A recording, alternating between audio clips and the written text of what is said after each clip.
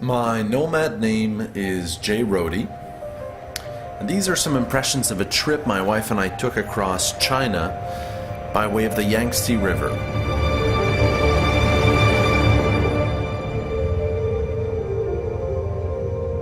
I often try to imagine what it must be like to open your eyes 100 years into the future. Well, East and West China feel about 100 years apart.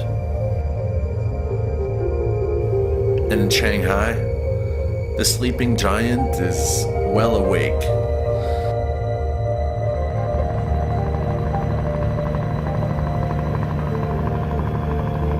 It took us 6 hours to fly across the country, like in Canada.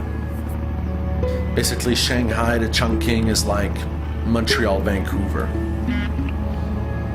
To make our way back, we decided to take a cruise along the Yangtze River, which is considered to be the dividing line between North and South China. And the river's gotten some attention recently because the Chinese are building the Three Gorges Dam, which is going to be the biggest dam in the world, flooding the entire span of the river.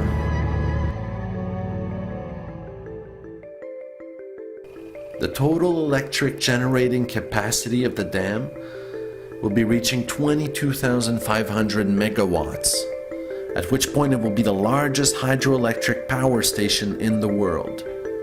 This is the biggest project undertaken in China since the Great Wall.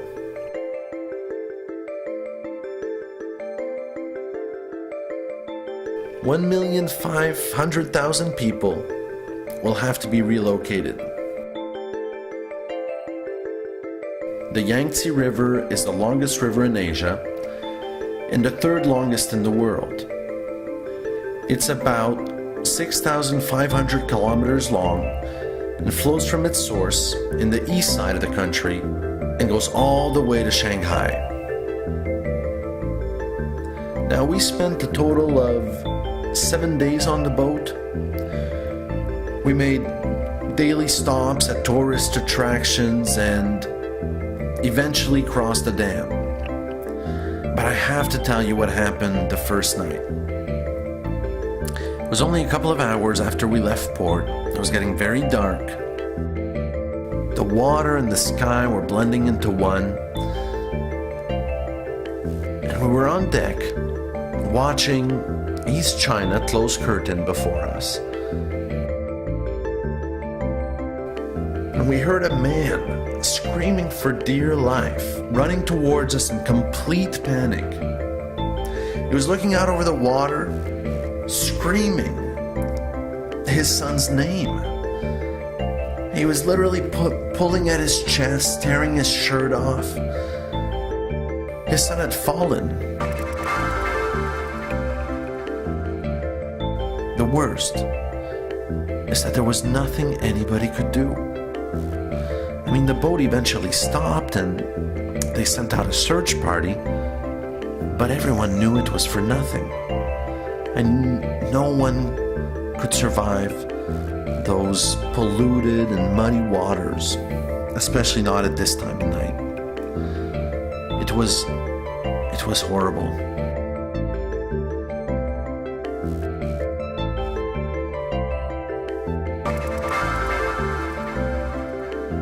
It's hard to know how to continue your journey after something like that.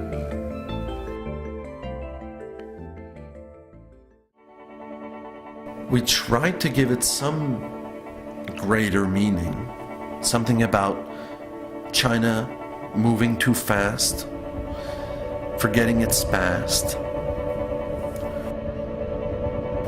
water under the bridge.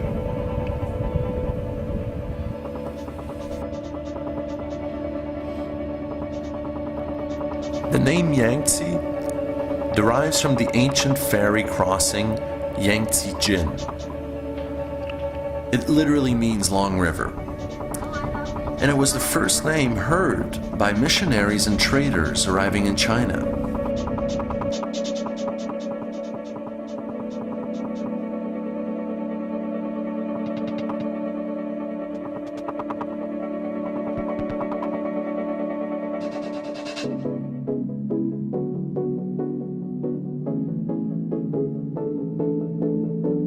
The landscape is always changing. It can be monotonous, frankly, like floating through a book and forgetting what you're reading. The mind drifts. We forget what's in front of us and we start swimming in a past so near, closer than the shore. Everything here will disappear under the water.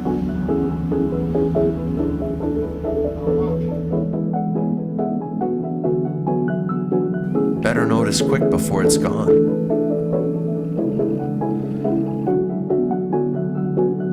And how easily can we wash 1,000 years away?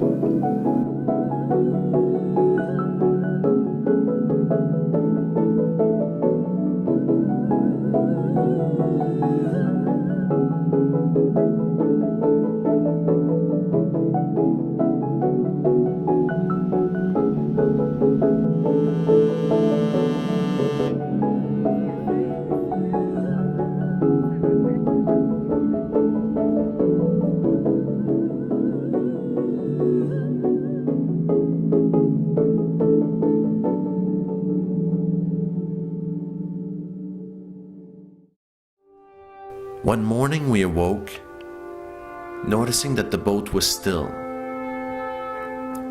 We had finally reached the dam.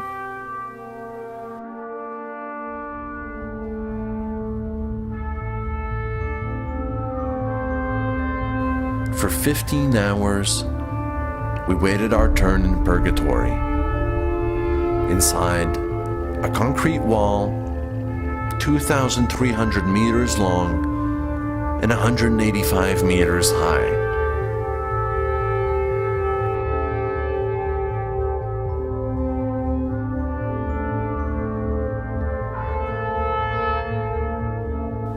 The gates are open. A century ahead already. How long have we waited for this moment? Our rightful moment. The future is now.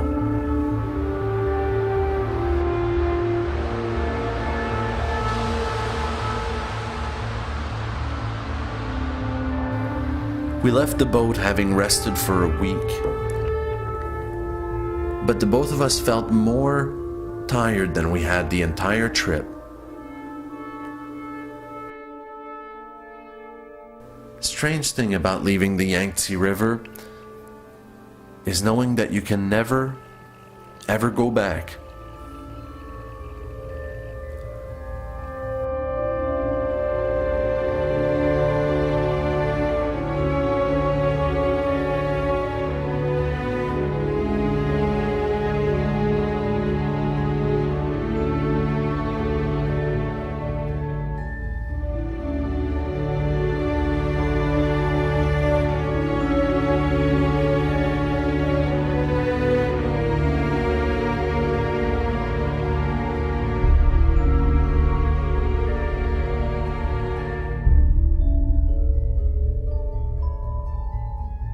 There's no reason to be afraid in the restlessness of youth.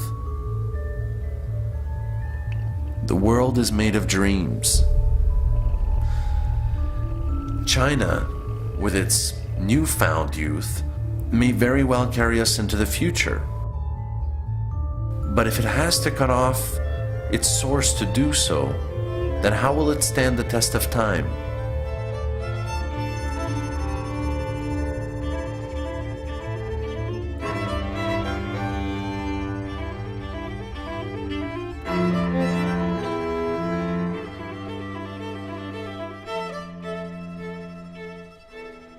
We're still drifting, just faster and faster.